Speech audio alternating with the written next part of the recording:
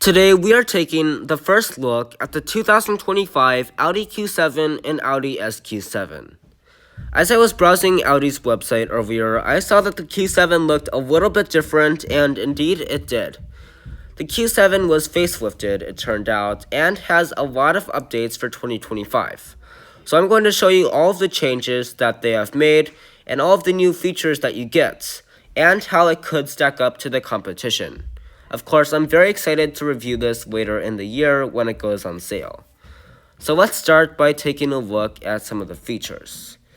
So it looks like we have the same specs. We got the 69.6 cubic feet of maximum cargo room, 7 seats, and 22 miles per gallon for the 2-liter 4-cylinder engine. We get, we do get a new color. It's this gold. I have seen this on the Q8, so it's not brand new, but it is new to the Q7. And otherwise, we have the same exact colors as the 2024. This is my personal favorite for the Q7. I also really like this black. Not a fan of this brown. It's like a really dark brown. I still don't think that would be a very good color for the Q7. And it looks like this rim and this rim are the only two that are the same for 2025. Otherwise, this would be available on the black optics package, and this would also be available as the standard wheel option.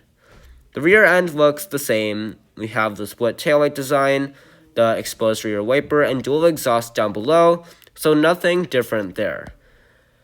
And of course, we have the same specs, 335 horsepower, 369 pound-feet of torque, and 0 to 60 in 5.5 seconds.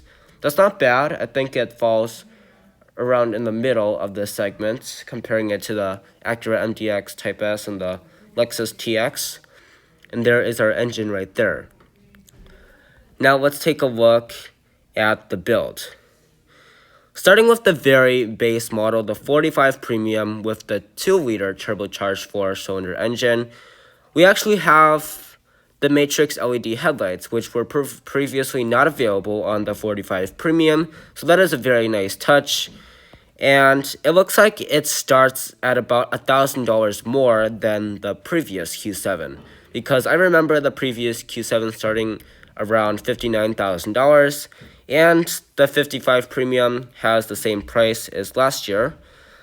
45 Premium Plus is about $1,000 more, 55 Premium Plus is about the same, and 55 Prestige is actually $2,000 more than it was last year. And as you can see, they removed the S-Line model, which kind of gave it an S-Line look, an SQ7 look, without being an SQ7 and having the price of an SQ7. So, if you get a 45 Premium or 45 Premium Plus, you're stuck with the 2-liter 4-cylinder engine, turbocharged, of course. Me personally, I would not get that. I would get the 55 models, which get the 3-liter V6 turbo. Taking a look at the color options, of course, we have the new golds right there. And my personal favorite would be the white and the black, as I mentioned earlier. So we could just go with that for now. This does cost $595. The only color option that is free is this ugly white. And I don't know why you would get that over Glacier White Metallic. And the color options are the same for all the trim levels. For wheels, this would be standard on Premium Plus and above. And it is slightly different than the last Q7. I don't know why that didn't register, but there we go.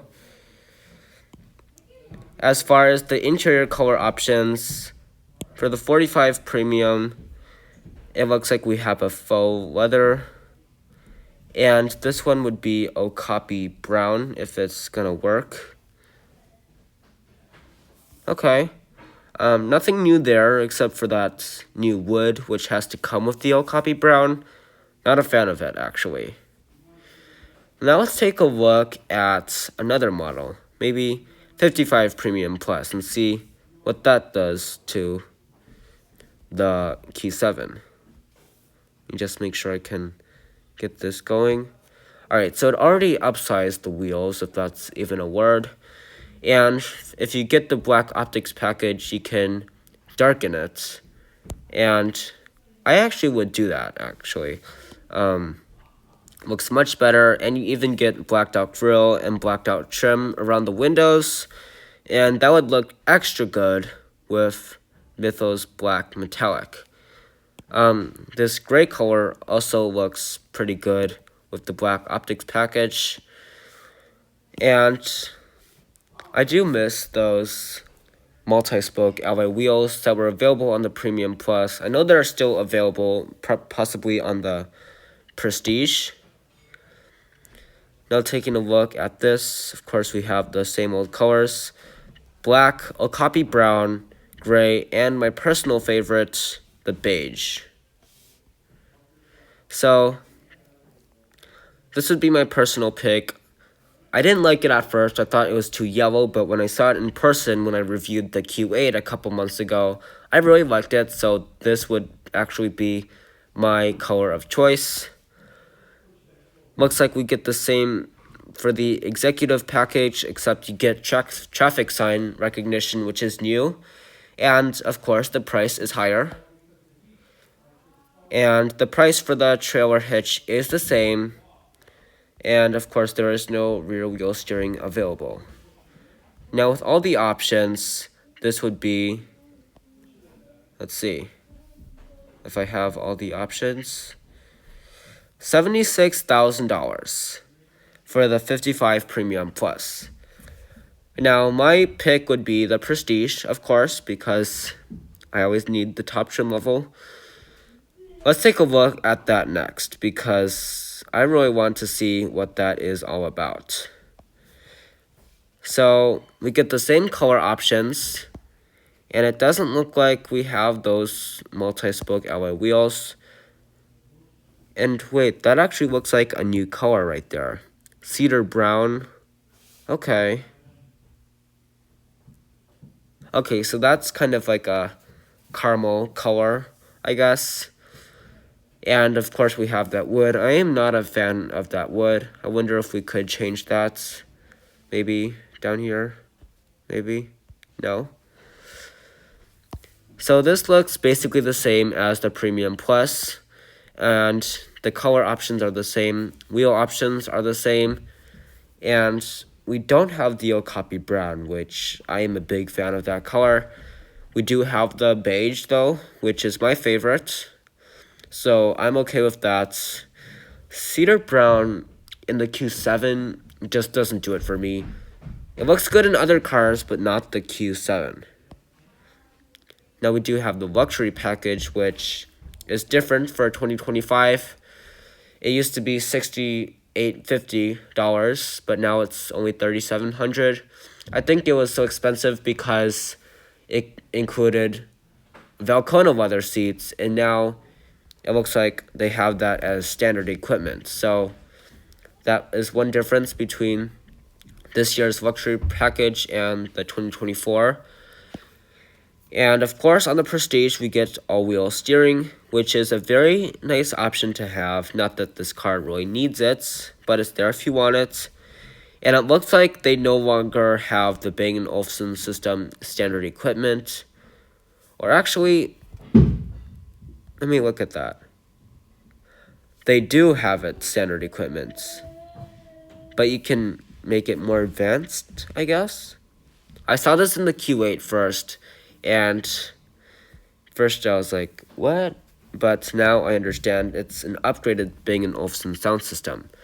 That would be $92,490, which is significantly more than the old Q7.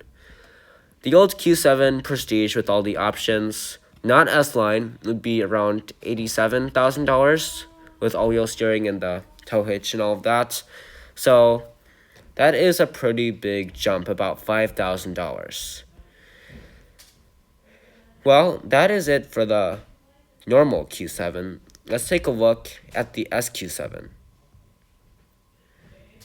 Okay, so we have the facelifted design. I forgot if those are old wheels or new wheels. I'm not completely sure about that. Same specs, 500 horsepower, 568 pound-feet of torque, 0 to 60 in 4 seconds. So if you're comparing that to, let's say, the Mercedes GLE AMG 53, I'm pretty sure that this and the Mercedes would be about the same. Mercedes and BMW don't really offer a direct competitor to the Q7 and the other competitors in this class. Let's see if we get any new colors. Wait, we actually get some new colors for 2025. I remember that this blue color right here, I don't really know how to pronounce that. That was not available on the SQ7 last year. And, of course, we have a different gray that's been there for a while. My personal favorites, Mythos Black Metallic. That's for the SQ7. And we have new rims, so the standard one is different. The black optics package wheel is different, and whatever that is, I don't know if that is new or if that's old. I don't really mind though. And wait, it actually looks like the taillights are different. I can kind of see that it's not the other design in the normal Q7. That's a nice touch. Yeah, do you see that? I don't know if you can see in the taillight, it actually has a different pattern than the normal Q7. So we have new red seat belts. I don't remember that. And it looks like we have red stitching this time. So I remember that only being available in the SQ8 and RSQ8, but now we have red stitching available in the SQ7. I am hoping for an RSQ7, but I understand that they have to kind of play nice with Porsche and the Cayenne. Same with the Q8. We have a twin turbo, it looks like, and it looks like we have the same exact powertrain. Now let's take a look at the pricing. Looks like it's about the same. I remember the Prestige starting a little bit lower than that, but it's an SQ7. You're not going to get any different specs if you get the Premium Plus or Prestige. Of course, you have some more features with the Prestige, but I think you can't go wrong with both either way. So, of course, we have all of the colors here, and let's take a look at that new wheel because I'm really curious about that. If it's going to work today. So, this option, the one in the middle, and the big wheel offer the black optics package. So we have that right there. And of course we have the same seating colors. So we have red, black, and gray. And of course we have the diamond stitching with the S logo in there. This will be perforated, heated, ventilating, and massaging. So that is pretty nice to see in the SQ7. Let's see if my theories are right about the new taillights. So if we go and look at the back, it looks like we do have different taillight designs for this SQ7 over the normal Q7. This is a pretty quick car either way, and it looks like we have the same quad exhaust that carries over from last year. White on an SQ7 just doesn't look right. You just need something like red or black, something that stands out or that looks aggressive. I think red and black fit this SQ7 the best. And of course, we have to get the new black with red stitching. That looks cool, especially with those red seat belts. That looks really cool.